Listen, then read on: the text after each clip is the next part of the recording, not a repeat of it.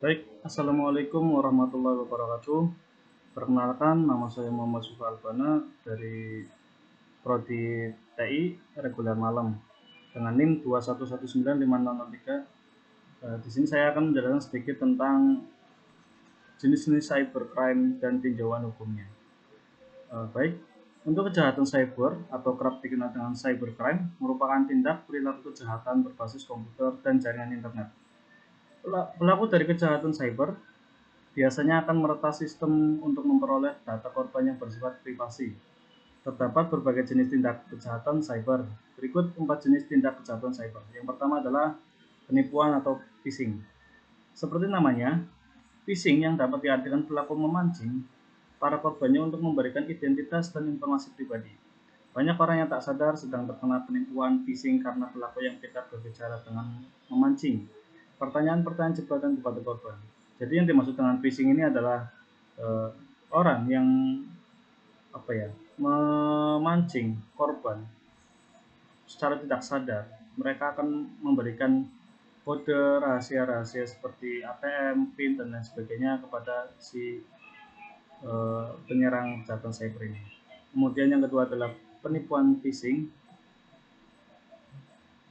Mohon maaf, untuk kedua adalah peretasan. Peretasan merupakan upaya menyusup kepada sistem komputer tanpa izin. Beberapa hal yang biasa dilakukan para peretas yaitu membobol sistem, mencuri data pribadi dan data keuangan. Yang selanjutnya adalah cyber stalking, yaitu adalah penguntitan cyber merupakan penggunaan internet dan teknologi lainnya untuk menguntit atau meneror korbannya. Jadi penguntit ini akan melakukan sesuatu secara berulang-ulang. Selain membuat korban merasa terganggu, perilaku penguntit tersebut dapat pula membahayakan nyawa korban. Selanjutnya adalah cyberbullying atau dikenal sebagai perundungan, merupakan tindakan perundungan atau penindasan yang dilakukan secara online melalui internet dan teknologi lainnya. Biasanya hal ini terjadi pada kolom komentar di berbagai sosial media. Baik, untuk bagaimana sih cara mengatasi cybercrime? Berikut saya telah merangkum beberapa cara untuk mengatasi cybercrime. Meski telah membentuk perlindungan khusus yang ditunjukkan untuk menangani masalah kejahatan cyber, pemerintah harus terus melakukan evaluasi dan memperkuat pertahanan. Di bawah ini adalah beberapa langkah yang dilakukan oleh pemerintah untuk mengatasi cybercrime. Yang pertama adalah memetakan ancaman, seperti yang terjadi pada awal tahun 2022, UR Sosial melakukan riset pengguna internet di Indonesia. Hasilnya ternyata ada 204,7 juta pengguna internet di seluruh Indonesia. Angka ini tentunya mengalami penambahan dari yang sebelumnya tercatat 202,6 juta pada tahun 2021. Memperhatikan banyaknya pengguna internet di Indonesia, maka pemerintah harus bisa memetakan ancaman cyber yang terjadi.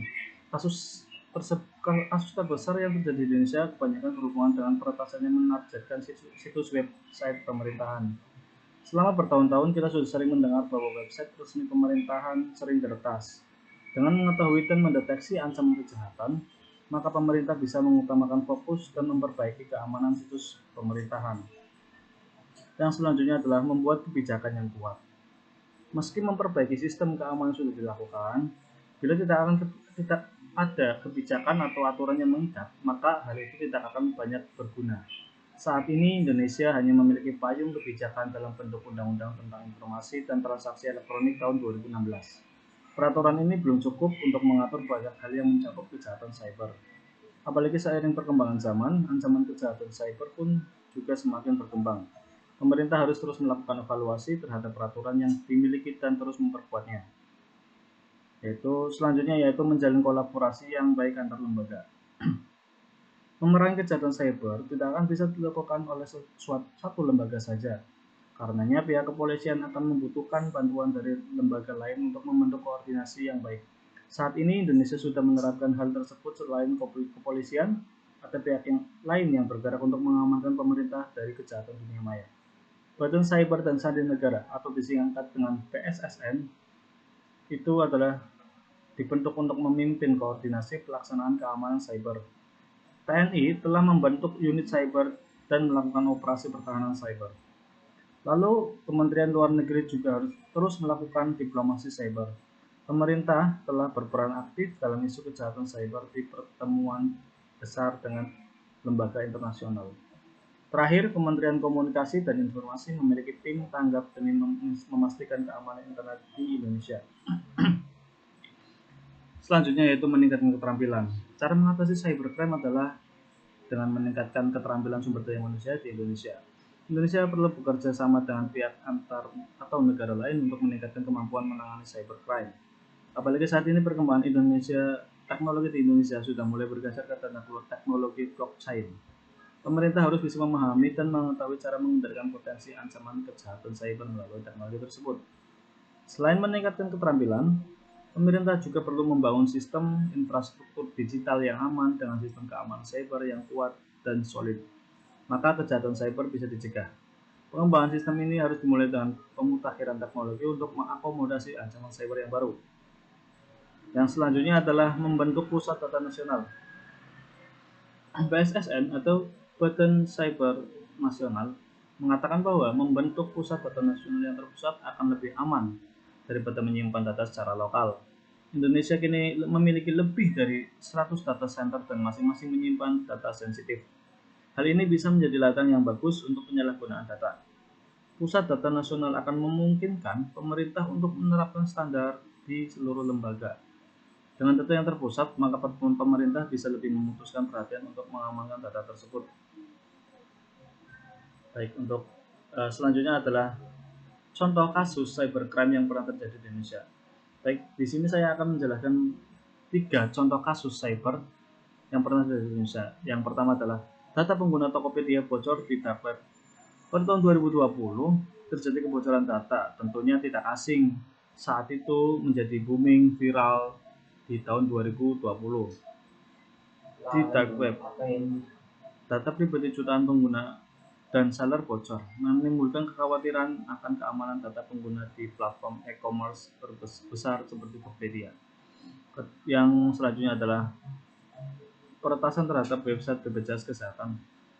Di tahun 2021, situs web BPJS atau Badan Penyelenggara Jaminan Sosial Kesehatan mengalami serangan cyber, menyebabkan situs web tidak dapat diakses oleh pengguna. Serangan ini menimbulkan kekhawatiran akan kerentanan keamanan dalam sistem yang mengelola data sensitif seperti informasi kesehatan pengguna.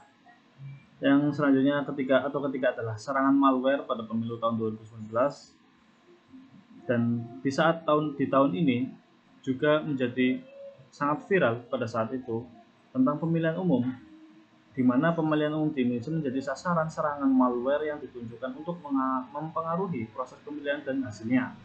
Serangan ini menimbulkan kekhawatiran akan keamanan sistem elektoral dan perlunya langkah-langkah untuk melindungi integritas demokrasi. Baik, sekian, mungkin hanya itu yang bisa dapat saya sampaikan. Bila ada kurang dan salahnya, saya mohon maaf. Wabillahi taufiq wal hidayah. Wassalamualaikum warahmatullahi wabarakatuh.